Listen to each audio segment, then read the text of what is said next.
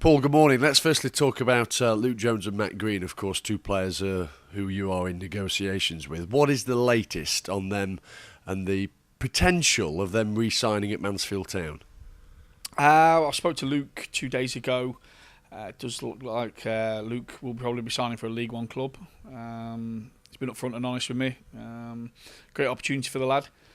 But nothing signed and sealed yet. In terms of Matt Green's been on trial at Birmingham City, but after speaking to him yesterday, he's been there roughly around 7 to 10 days now.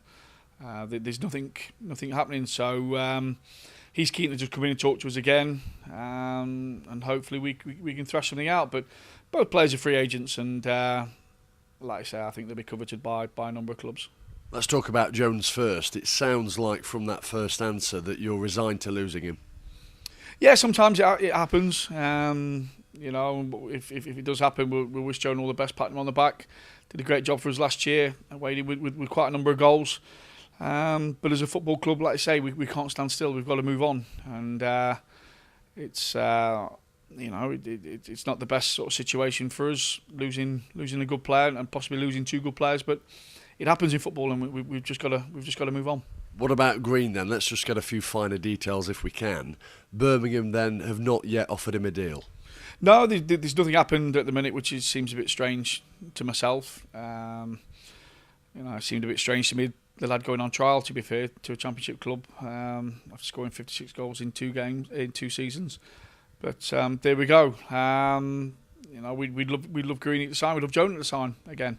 And both of them haven't put pen to paper anywhere else. But like I say, we've just got to get our heads down. I've been planning for the worst case scenario, probably as I usually always do. But like I say, these fingers crossed. That we can probably get one, if not the two. Are you talking with Green before the end of the week again then? I'd like to think so. Yeah. Like I say, his advisors will probably be telling him to keep his options open, and but as a football club, we can't stand still. We've got to make sure that we're not left with a massive void to fill for the beginning of the season. What's your heart telling you with Green?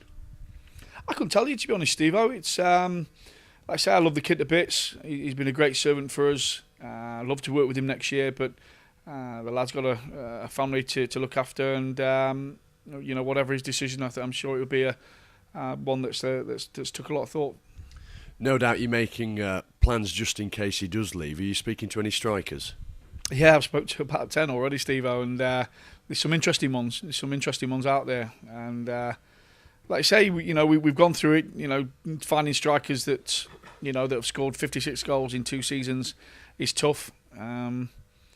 But we have to build again. When Matt Green came here, he was playing reserve team football for Oxford on the right wing. We've worked with him. We've tried to structure him mentally, technically, and I'm pleased that if Matt Green does go to a club, a bigger club, that we've had our little say in it. So what we need to do now is we need to find the next Matt Green if Matt Green doesn't sign for us, and there's plenty of potential out there. Plenty of boys that are capable of doing that. It's just finding the right one that fits our the way we are, the way we play. But more importantly, I'm looking for someone that wants to be successful and has a desire to score goals and a desire to be successful. Is he replaceable, Green, if he does go? Well, when I first came to the club, we never had a Matt Green, and we brought a lad in from Oxford United that was playing right wing, and we worked with him mentally, technically, on in his shape and his structure, and Matt Green gave a lot to us. So it's a two-way thing, isn't it? You bring somebody in, we try and work with them, as we've done with a number of players here now. Luke O'Neill came in. You look at people like that; they've gone on to play in the Championship. Jonah's just come in. Looks like he'll be signing for a League One club. I'd always, my glass is always half full. So I'd always think there's somebody out there that could do the same job. Moving on, when might we see the first new signing? It could be pretty soon. I've not had a break yet. Staff's not had a break yet. We've been working really hard, talk to players, representatives. We don't want to stand still. We know that next year is going to be really tough for us.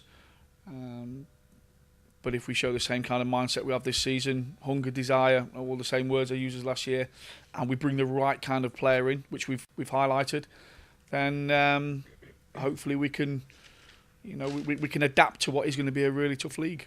Louis Briscoe was the first player from last season's squad to put pen to paper on a new deal ahead of next term.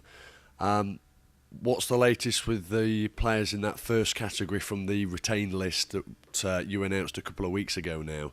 How many do you expect to re-sign before the end of the week? Well, all the options have been taken up. Greeny, Jonah and Briscoe were the three that were out of contract. So they're the three that realistically we were concerned about. The other boys have been tied up on options. Obviously, we've got to sit down with them and have a talk with them and just see what their mindset is. But it's probably going to be new signings that come in now. And that's probably the exciting part for supporters. We believe also another exciting bit of news that 3 youth team players have been offered professional deals ahead of next season. What can you tell us there? Yeah, I think the way the youth team now is come on in the last 8 or 9 months, and some of the lads have really been pushing, pushing and knocking on the first team squad door. So we're going to offer them, I think short-term contracts, see how they progress. But I think it's testament to to Muzz and Coops, what sort of job they've done with the young players, and I'm hoping there's more to come on that front, because we want to bring through good youth at this club. Reading between the lines on Twitter, is it Marsden, Gregory and Birch who have been offered the deals? Yes, it is, yeah. As you've seen with Marsden in the charity game yesterday, he's done very well, as have all three. So quite excited about the young lads coming through at this football club. How are you feeling after yesterday's charity match? I'm probably the stiffest man in the whole of the world at the minute, Steve-O. But I enjoyed it. There's nothing better, and I'm in football management now, there's nothing better than being a player, being able to run around and play.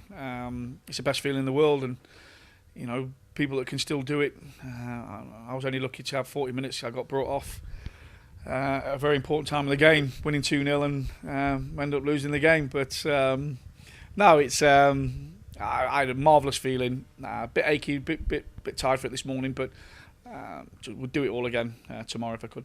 Sounds like you're displeased with the management. Yeah, I was. I probably had a word with them at half time, and just I think it was a turning point in the game, Steve, to be honest.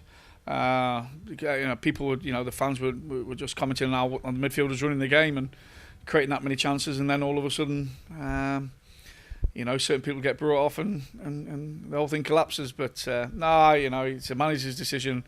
They live and die by their decisions, don't they, Steve-O? So I'm feeling a bit worse for wear today, but really enjoyed it. It was great. I beg to differ. Thanks, Paul. Thanks, Steve-O.